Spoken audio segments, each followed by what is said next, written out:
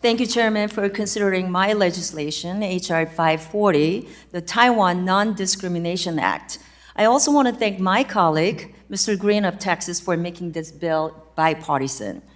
Mr. Chairman, long-standing U.S. policy towards Taiwan has supported the island's membership in international organizations where statehood is not a prerequisite.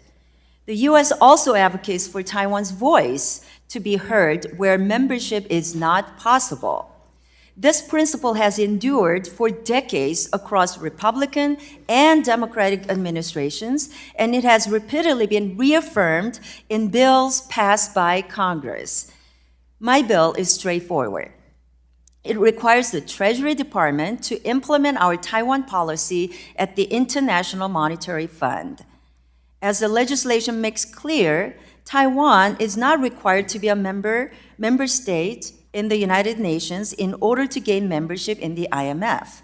Indeed, Kosovo, also not a UN member, has belonged to the IMF for over a decade. If Taiwan seeks admission to the IMF, Treasury should carry out U.S. policy by supporting its application. At the same time, membership in such institutions does not happen overnight.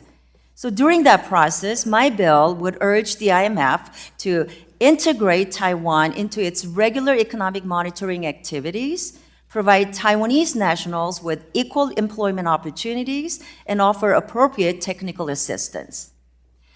Let me explain why this is overdue for Taiwan. The IMF is devoted to monetary cooperation, exchange rate stability, and the growth of international trade. It is therefore absurd for the institution to exclude an economy like Taiwan. Taiwan is one of our top 10 trading partners, and it has the 5th largest reserves of any foreign country, greater than Brazil, South Korea, Mexico, or any European country except Switzerland. Alongside Korea, Taiwan is also one of the world's most astonishing economic growth stories. So why wouldn't we want its experiences to inform the work of the IMF? At a time when China has been threatening the work of the IMF through its non-transparent lending abroad and its lack of cooperation with other creditors, we must focus the fund on effective international cooperation.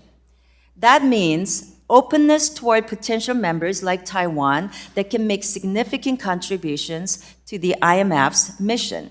So, Mr. Chairman, let me add one other point, and that is advocating for Taiwan's membership in the IMF will further unlock additional opportunities for the country in other international financial institutions.